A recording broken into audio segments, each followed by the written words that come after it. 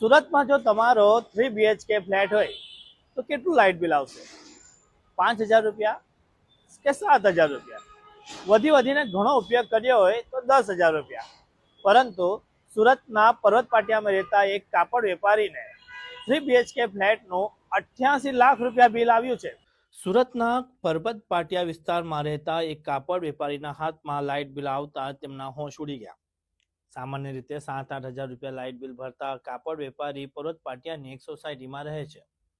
26 ફેબ્રુઆરીના રોજ તેમના હાથમાં જે લાઇટ બિલ આવ્યું તેમાં લખેલા આંકડા ગણતા તેઓ પણ થાકી ગયા.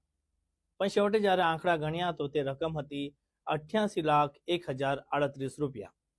રકમ જોતા જ વેપારી ટેન્શનમાં આવી ગયા અને તુરંત ડીજીવીસીએલની ઓફિસ ભાગ્યા.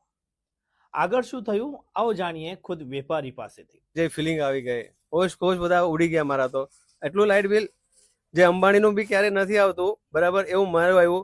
મને તો બિલીવ જ નહીં થયું કે આ રિયલ રકમ છે કે ખોટી રકમ છે. જે દક્ષિણ ગુજરાતની વીજ કંપની છે એમાં મેન હેડ ઓફિસમાં ગયો, ત્યાંથી મને બીજી જગ્યાએ મોકલો, ત્યાંથી ત્રીજી જગ્યાએ મોકલો, ત્યાંથી ચોથી જગ્યાએ મને જ્યારે મોકલો ને ત્યારે મને રિપ્લાય આવ્યો કે આ બાય મિસ્ટેકથી થઈ ગયું છે.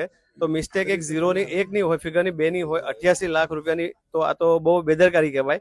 હું તો બધાને કહું છું કે જ્યારે બી તમારું લાઇટ બિલ રીડિંગ કરવા આવે ને ત્યારે એક ફોટો પાડી લો અને નેક્સ્ટ ડે જ્યારે તમારું રીડિંગ આવે ને એ તમે ચેક કરતા રહો.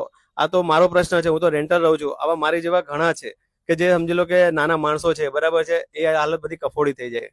બાય ચાન્સ ક્યારેક બાય મિસ્ટેકથી લાઇટ બિલ ના ભરાણું હોય તો આ લોકો આવીને લાઇટ બિલ ના ભરવાના કારણે કાપી બી જાય મીટર બરાબર, અને પછી બી એ કાપી જાય તો એના બી એક્સ્ટ્રા ચાર્જ લે છે. જ્યારે તમારે જોઈન કરો પાછું કે ભાઈ તમારે કરવું છે પાછું સ્ટાર્ટ, તો એના બી એક્સ્ટ્રા ચાર્જ લે છે બરાબર છે.